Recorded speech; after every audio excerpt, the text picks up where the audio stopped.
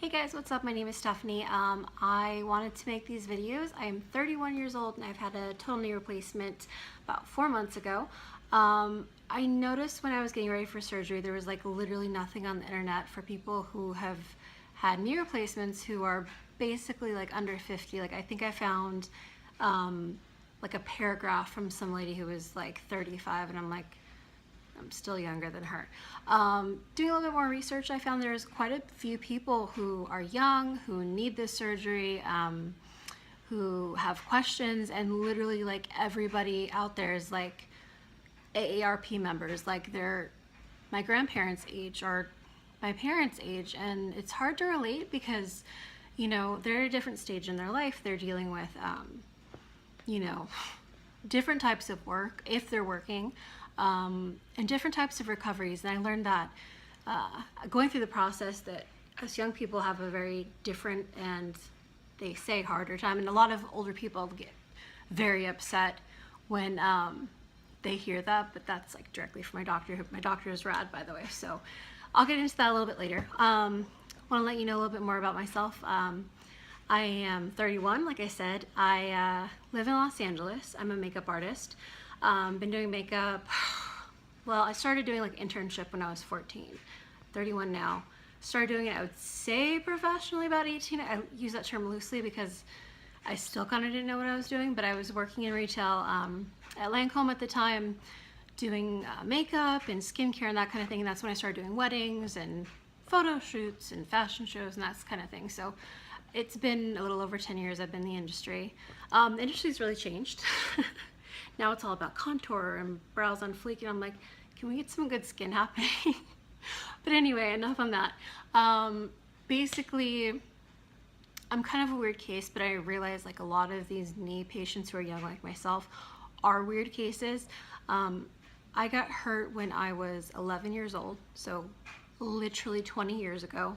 I was at a summer camp at YMCA and I was playing volleyball on a basketball court. And this particular basketball court was like coated, it was cement with like paint or some kind of coating on top, and which made it a little bit more slick. And then there was actually sand on the court. So I'm like one of those hyperextending people, like I'm really bendy, like just bend my thumb back, like no problem, like whatever, just how I am.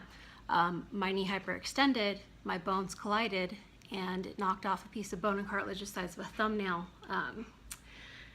And that was floating around in my knee. It was not such a big deal that the bone got knocked off, but the cartilage was a big deal. So as time went on, it was just sore. So by the time I turned 12, it sucked. And then by the time I turned 13, the doctor was like, okay, so we need to do something. So basically, they went in, they harvested more cartilage cells. So now we're on surgery 2 by 13. They harvested more cartilage cells. They sent them back east. They grew them. And mind you, this is 1999. So this was, I wouldn't say revolutionary, but that might be kind of close. I'm a definitely textbook case. I was the youngest person on record at the time to ever have this surgery, ever. I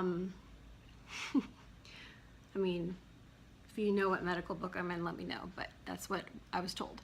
And the reason for that was at the time my growth plates had closed, so I've been 5'8" since I was 13 years old. So basically the bones weren't going to stretch and pull anymore, so I was able to have like this implant put in of my own cartilage to help cushion the area that was high impact, and have it be fine. Now, they sent the cartilage cells back, they grew them, and they implanted them.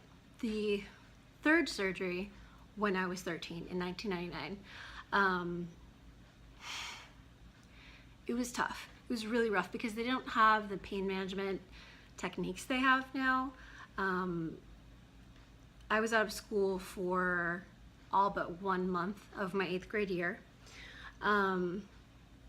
It was really tough. I mean, there was like a lot of isolation. It's tough to like have to use a commode by your bedside when you're 13, not go anywhere, not do anything, not socialize, and that's an awkward age anyway. So, I got through it. It was painful.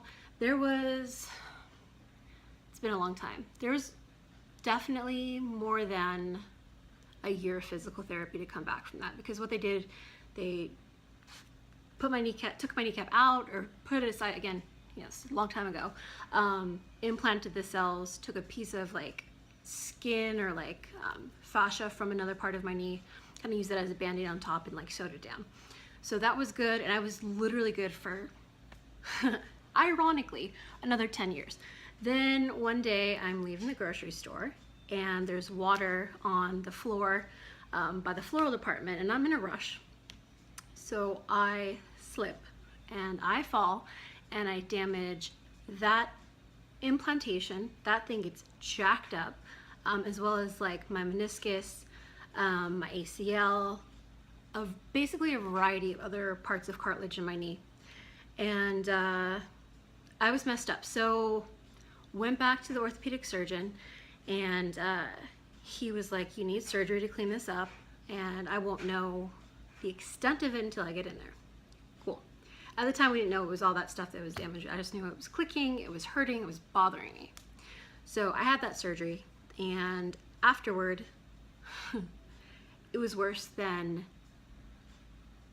before I had it. It was weak, it would collapse, I was in pain a lot, and I was just basically never the same. And a lot of you are going to be like, oh, so did you sue the grocery store? Yes, I did. But slip and fall lawsuits are like not worth very much these days. So basically I got my medical bills taken care of and then like a little bit extra. So was it worth it? I guess. I had to have it done anyway. But at that point, they were very insistent that I would have to have a knee replacement in my near future. And I was, what, 23 at the time. So yeah, exactly 10 years. So I went through a lot of years there, 7 years. I had my surgery at 30, right before I turned 31. Just pain.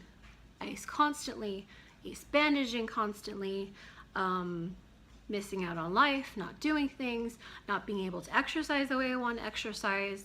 And more important than that, like, my passion is makeup. It's always been makeup. I've always done makeup. And I had a lot of doctors telling me, okay, it's time to get a sitting down job. And I had done that and was miserable. So I wasn't about to go back and do what I hated. So I wanted to continue to live my passion. At this point, I had just finished, like, I basically was working in the film industry. Nothing like major, but I did, you know, do some really cool projects for a few years. And I had noticed being away from home, that was an issue. And then also, pardon me, also my knee was really bothering me. And when you're on a film location and you're just like away from your comfort zone, which is home, you don't have the ice, you don't have the physical therapy, you don't have the pain relief options. So I changed how everything was, and I started to work locally near my house. I work for MAC Cosmetics now, and I love it. I'm very, very happy. But in the year and a half I worked for them, I was gradually basically like miserable more and more and more. Not because of the job. I love my job, and thankfully, like, when you love something enough, you get really great endorphins that kind of like kill pain, which is awesome. But that doesn't last long. So I was in the amount of pain where I would come home and I wouldn't eat dinner and I wouldn't talk to my husband. I was constantly missing events. I was just in pain all the time, and I was on painkillers, and it was miserable. And I was like, okay, I have to do something, because I'm too young to give up on life now. I'm too young to go on permanent disability. Mentally and physically, I wanted to live life more. So that's when I made the decision to go talk to a different orthopedic doctor than I had been seeing for 20 years, because his solution, you know, God bless me, did the best he could, was change your job and go to pain management therapy. Yeah. And he basically told me, he said, they'll give you some antidepressants that'll help you tolerate the pain better. And I'm like, but I'm not depressed. I'm really happy with my life. Like, I don't understand what you're trying to say. He's like, oh, well, you know, the pain system in our body has a lot to do with mental and this and that. And he gave me some like really weak explanation, basically saying like, this is your only option. I'm not doing a replacement. You're too young. And I'm like, okay, bye. adios, deuces. It's been fun, 20 years, adios, I'm out. So I went to see a different doctor, a better doctor, one who has a lot more experience in this type of thing, and I'm glad I did. I also want to mention that my last doctor, you know, again, he did the best he could, but it got to the point where I just had to do whatever I could besides physical therapy. I had been in that for years and years to try to control the pain. Wasn't working so well. And then after that, we started doing a series of injections every year. And I'll get into that in a later video. I want to do a series of videos. This is just basically like telling you about me and my story. I want to talk more about injections and pain management later, my surgery experience, what to expect, what to prepare for, things that I did that really worked, things that I did that didn't work. There was a few of those. But right now, basically, I'm working. I'm happy to be back at work. It's been like really tough though, because I did have some setbacks with my recovery, and it was mainly my fault. And you know, again, there's things that happened which I'll explain later. But it's been, yeah, about 4 months. Went back to work. I'm really happy there now. There have been some changes, so it's like getting used to it all over again, but it's been rad. I love it. I do have swelling. I do still have stiffness. I'm still sore. Yeah, it's been tough. Like, I won't lie and say, oh, it's great now, I'm like ready to go.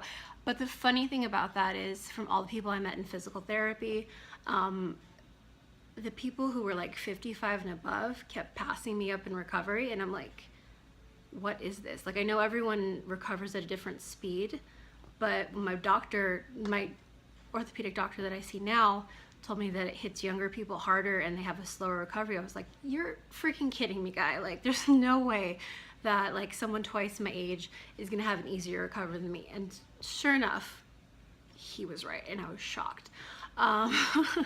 So yeah, it's been an interesting ride, but I want to definitely give you guys more information on everything and kind of tell you more about my experience. If you would be so kind, definitely leave me a comment below and let me know what questions you have, any information you would like me to provide, just basically anything I can let you know from my experience, because again, I'm huge on research. Like, any millennial is huge on research, and we go online and I said research again, but we go online and we want to hear other people's stories and experiences. Like Yelp, we want to read all their reviews, and there was nothing. So I want to be that resource for you. I want to be able to be there for you. Anyway, again, leave me any questions below, and I will talk to you guys all soon. Thank you so much. Bye.